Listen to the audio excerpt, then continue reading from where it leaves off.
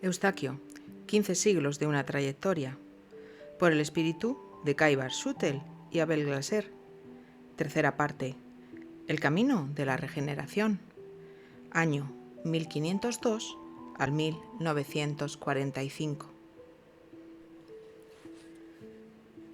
Capítulo 58. El refuerzo de la fe consagrando la trayectoria. Atento a las inspiraciones de los mentores de Alborada Nueva, en especial Hilario y Nívea, Joseph se dirige a los campos de batalla, no como soldado de armas, sino como soldado de medicina, salvando vidas y promoviendo actos de verdadera caridad. Situados en Verdún, al final de octubre de 1916, los integrantes de la Cruz Roja trabajan alarmados con el número de muertos y heridos que encuentran por delante.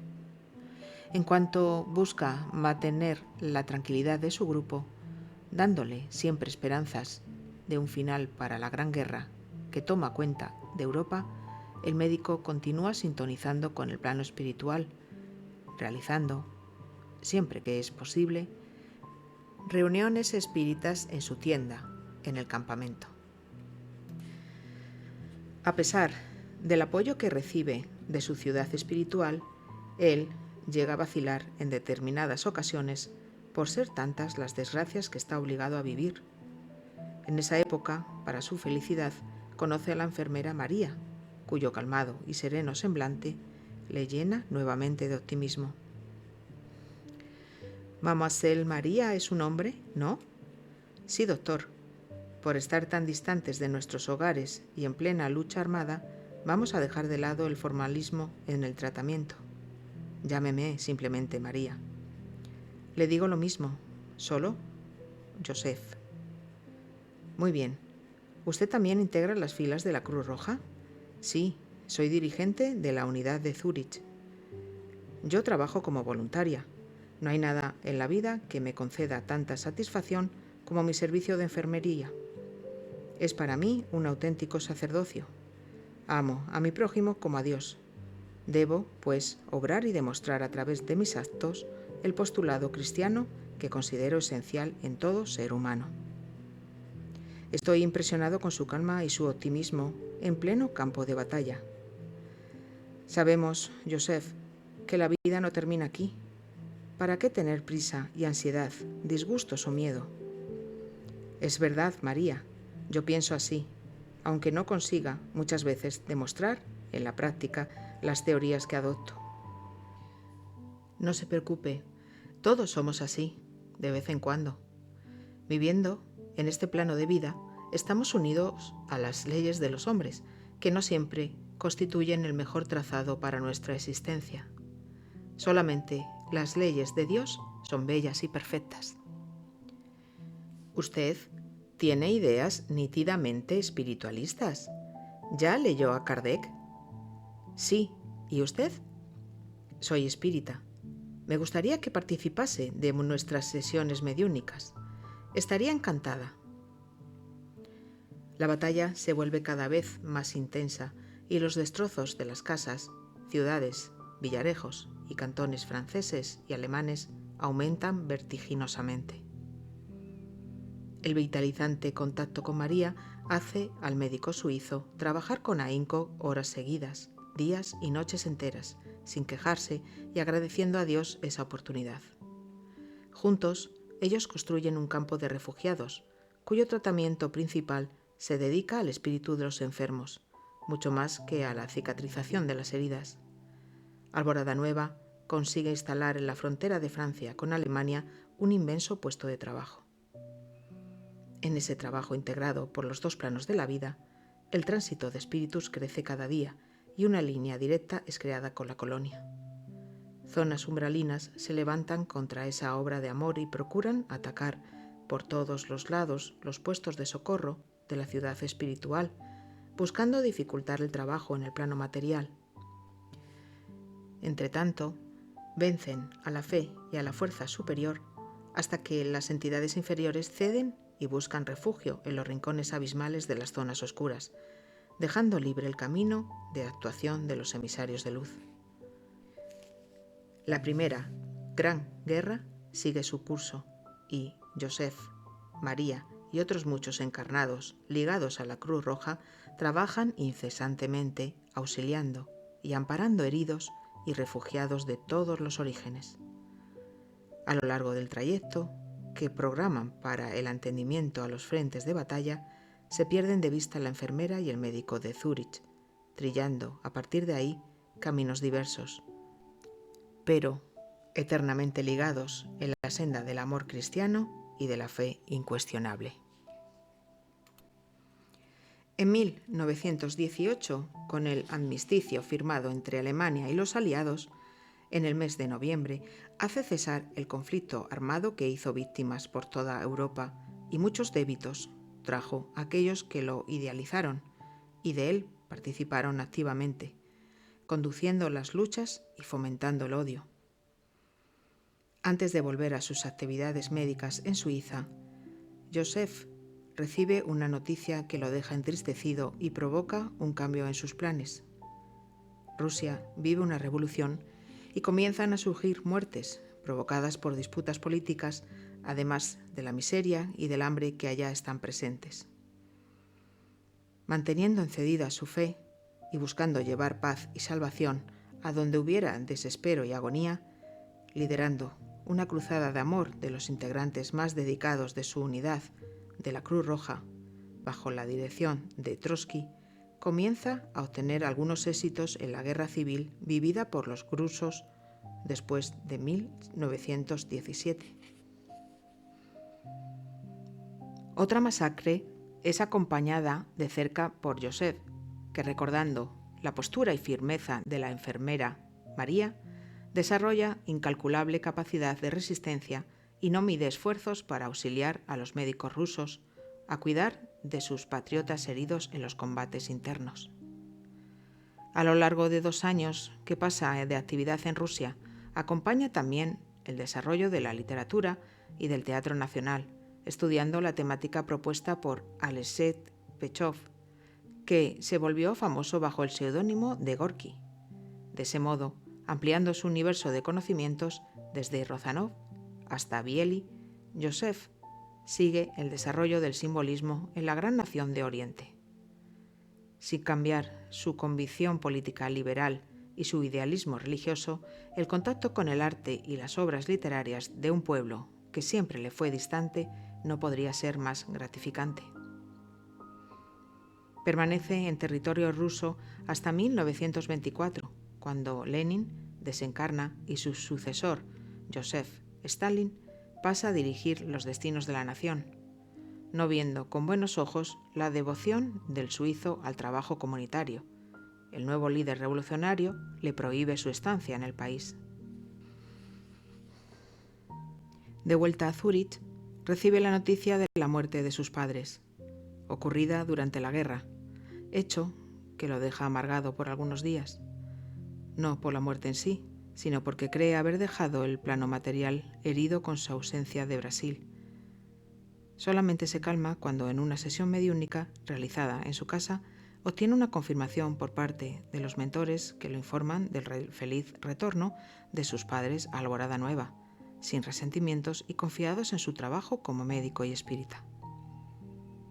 Rechazando la herencia que le es destinada, dona los bienes que posee en Brasil a la Santa Casa de Misericordia de Río de Janeiro, con la plena concordancia de sus hermanos, también espíritas por convicción y educación familiar. El tiempo fluye rápido, trayendo a Joseph su tan deseada madurez espiritual. Consciente de su misión, él no tiene dudas al respecto del acierto de su trabajo y, siempre orientado de cerca por los amigos espirituales, a quien da oídos y sigue los consejos, abraza cada vez más la práctica de la caridad. En base a su posición como médico de los pobres en la ciudad de Zúrich, comienzan a surgirle en adelante, pasando por sus cuidados, numerosos adversarios del pasado, ahora como enfermos, ahora como compañeros de actividad. Los rescates, en base de su procedimiento cristiano, van naturalmente ocurriendo. La distribución espontánea del amor y el cultivo de la fraternidad representan actos positivos que solamente retornos benéficos son capaces de proporcionar. La Segunda Gran Guerra se avecina en el escenario mundial. La Cruz Roja Internacional se prepara para enfrentar el mayor conflicto armado de la historia de la humanidad. Alertados por los mentores, Joseph tiene una exacta noción de las proporciones gigantescas que tomarán las divergencias entre las potencias del planeta.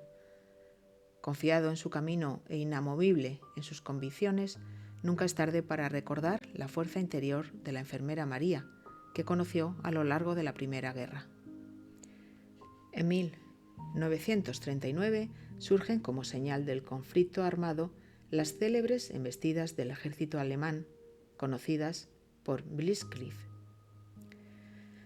En ese contexto, en septiembre del mismo año, la invasión de Polonia causa asombro al mundo entero, cuando en menos de 24 horas las fuerzas de Hitler destruyen la aviación del enemigo y varias divisiones blindadas y motorizadas, apoyadas por la temida Luftwaffe, ocupan el país.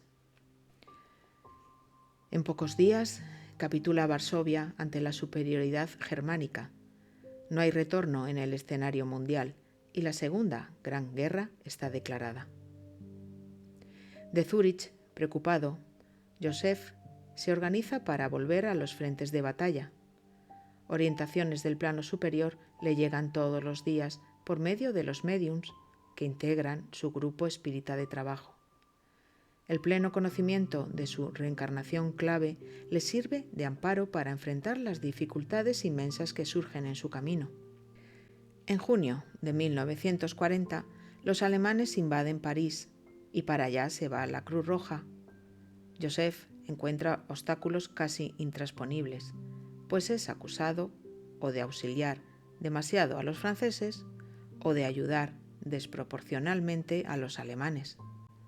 Continúa imparcial su misión de amor.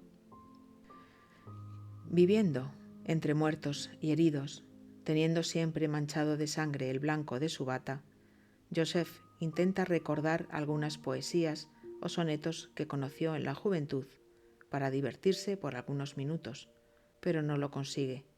Tamaña es la presión que sufre como jefe de equipo.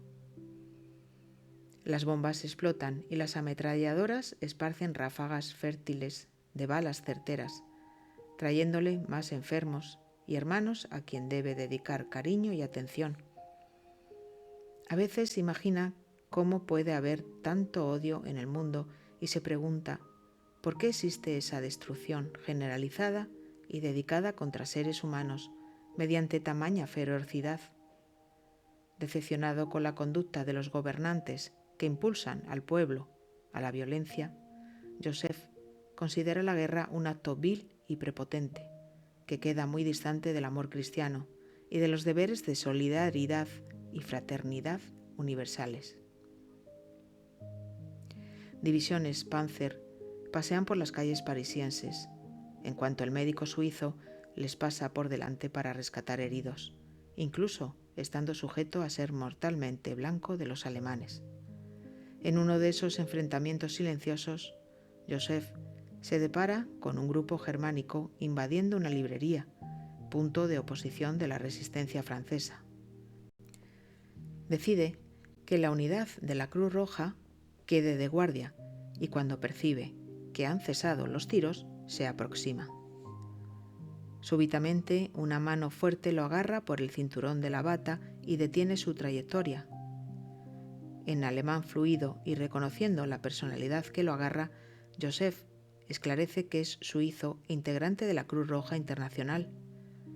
El general Heinz Guderian, que lo mantiene preso, casi impide su trabajo salvador, si no hubiese sido por la interferencia de emisarios de lo alto que calman el espíritu del militar y lo hacen, a través de buenas inspiraciones, dejar al médico ejercer su actividad. Resistiendo a todo, Joseph va construyendo su caminar regenerativo, listo a luchar siempre por su ideal de distribución de amor, por encima de todo y de cualquier dificultad que le surja al frente. Su única insatisfacción aún persiste en no conseguir recordar los bellos sonetos shakespeariano que tanto lo calmaban en la época de la facultad. La batalla se extiende por el resto del mundo y la unidad médica de Zúrich fija su punto principal de actuación en la capital francesa, ocupada por los nazis y bajo constante guerrilla de la resistencia local. Pasan los años y Joseph siente debilitar su energía en cuanto constata en su interior el pasaje por sus cuidados de muchos seres humanos que de una forma o de otra a él fueron ligados en el pasado. Les dedica todo el amor que es capaz de sentir y ora a Dios con insistencia, rogando por fuerza y salud a fin de acompañar el dolor de sus hermanos hasta el final del conflicto. El corazón palpita descompasado y la taquicardia ronda su tranquilidad. La depresión de su sistema nervioso, a pesar de ser combatida con firmeza por su espíritu, aumenta gradualmente. Alimentándose mal y durmiendo poco, extenúa su cuerpo físico. En junio de 1944, las tropas aliadas desembarcan en Normandía y la esperanza de Francia renace otra vez. Se recrudecen los combates en la capital del país y los trabajos del equipo de Zúrich aumentan vertiginosamente. A mediados de ese año, Joseph recibe una importante llamada de otra unidad de la Cruz Roja sediada en el este de Alemania, pidiendo ayuda para algunas cirugías que deberían ser hechas en uno de los campos de concentración mantenido por los nazis. En base del avance de las tropas rusas, muchos médicos alemanes dejaron sus puestos y los prisioneros morían uno a uno por falta de asistencia. Desaconsejado con insistencia por los colegas, el suizo rechaza los consejos clamando por su resguardo, especialmente ante su estado debilitado de salud, partiendo para el lugar donde debería prestar socorro. En cuanto está apartado de París, los aliados marchan en dirección a la capital y, en agosto, poco después de la partida de Joseph, liberan a Francia del yugo nazi, restaurando la relativa paz en suelo francés. Volviendo de Alemania al inicio de 1945 y trayendo consigo un principio de neumonía y el horror de las impresiones que recibió en el campo de prisioneros donde prestó atención médica, él se refugia otra vez en su actividad médica. El ejército aliado avanza sobre el Rin, en cuanto los soviéticos en el mes de abril invaden Berlín. A su paso del final de la guerra sangrienta que envuelve por años a Europa y al resto del mundo, Joseph decide volver a Zúrich para retomar sus actividades en el instituto y en su pequeño hospital. En cuanto los alemanes se rinden a las fuerzas aliadas, Suiza vuelve a ver, años después de ausencia, al brasileño suizo que se volvió su hijo preferido. Los amigos lo reciben con entusiasmo y le cuentan las novedades. Antiguos pacientes buscan noticias del médico incansable que expone su propia vida en el campo de batalla. En fin, algunos meses son necesarios para la reorganización de sus quehaceres. Finalizado el conflicto que asoló el globo, aún enfermo y con serios problemas cardíacos, Joseph es aconsejado por sus colegas y en especial por su médico particular, a dejar el ejercicio de la medicina por algún tiempo. Caso de no hacerlo, podrá sufrir un ataque cardíaco fatal en cualquier instante. Cediendo a las presiones, él parte para un viaje de recuperación a la bella región alpina de Baviera, donde siempre vivió dulces emociones. Un lindo y exuberante día nace Magnetizador, encantado el valle nevado donde Joseph reposa. Un frío intenso corta la región en cuanto el médico sale para un paseo antes del almuerzo, teniendo por compañía a los atrevidos pájaros que vuelan desafiando la baja temperatura. Canturreando cancioncillas suizas, se acomoda debajo de un exuberante árbol, cuyas ramas se balancean solamente para dar paso al viento y para recibir a sus ilustres habitantes, aves fatigadas de sus incursiones en el azul del cielo. Hace mansamente una reflexión sobre su vida, su pasado, sus estudios y su jornada. Se acuerda de cada minuto a lo largo de sus 55 años de existencia material, sin olvidarse, cree, de un solo momento. Contento, suspira aliviado cuando la memoria le proporciona el retorno de un bello soneto que tanto aguardaba para sentirse mejor.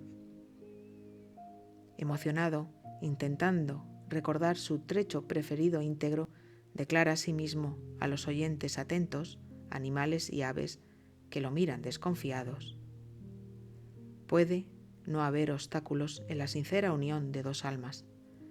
El amor encontrado alteraciones se altera. ¿O no? El amor es el punto constante que enfrenta ileso los brazos temporales. Es la estrella que me guía con brillo cierto y valor sin cuenta. El amor no es juglar del tiempo. No cambia con el día y la hora y persevera al límite de la muerte. Y si se probara que en un error estoy, nunca hice versos ni jamás se amó. En algún lugar siente que posee a alguien esperando su retorno. Sabe que el amor universal une espíritus afines y guía la esperanza de los viajeros del camino cristiano. Percibe que es feliz. Un sopor suave le envuelve el cuerpo físico y libera su percepción. Una melodía y tierna voz suena en su espíritu, sugiriéndole el momento de la partida. Sereno, Joseph adormece, sintiendo estacionar su cansado corazón. Un último pensamiento le recorre la mente, haciendo recordar la voz tierna de la enfermera María, diciéndole ahora y para siempre: Eustaquio, ven con nosotros, el renacer del mundo depende de cada uno de nosotros. Fin.